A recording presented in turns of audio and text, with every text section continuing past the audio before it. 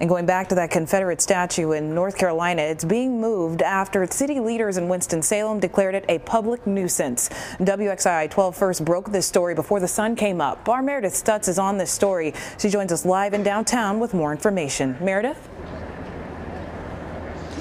Bria, good afternoon. We are here at the corner of Liberty Street and 3rd Street, and within the last 5 minutes, we just saw a large flatbed truck take away the statue portion of the Confederate memorial, that soldier that once stood on top of that memorial until just a few hours ago. Now, we're here at this corner where behind me, crews are still working to dismantle each of those 9 sections of that memorial before it is taken to a private facility after months of heated debate. Now, WXII was the first one to break you this news of this morning. We watched as contracted crews hoisted cranes into the air in order to move the statue piece by piece. This action coming as a culmination of a fight between the city of Winston-Salem and the United Daughters of the Confederacy. This morning, Mayor Alan Joines explained this unannounced move. He said public safety and the request of removal by the private property owners as his reason for today's removal. The statue will be held in a private storage facility until it is taken to Salem Cemetery.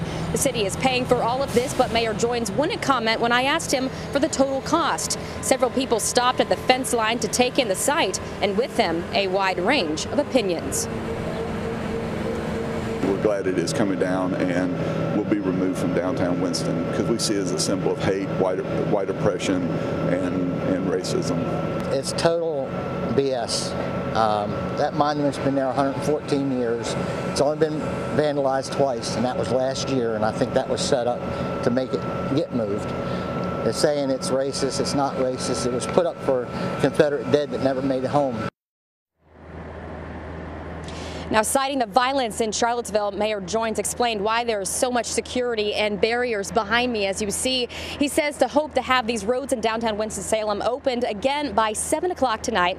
Now, I have left a voicemail with the United Daughters of the Confederacy asking for a response for today's actions, but I'm still waiting to hear. In the meantime, the city of Winston-Salem and the Daughters of the Confederacy are expected to have another hearing on March 25th. But for now, these crews behind me are full steam ahead to have all this done and removed by nightfall. Reporting live in Winston-Salem, Meredith Stutz, WXII 12 News.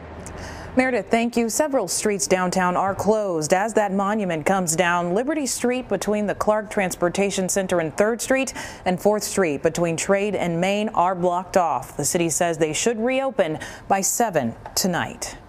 And here's a look at where that monument could be heading. The city recommended to the owners to move it to Salem Cemetery. The monument would likely be placed near a section where Confederate soldiers are buried. The city says the cemetery would be a safe place for it to stay. Well, we've been following the saga surrounding the Winston-Salem Confederate Monument for more than a year and a half now, and the statue became a hot-button issue in August of 2017, right after the deadly white nationalist rally in Charlottesville, Virginia. It was targeted several times by vandals who sprayed graffiti on it.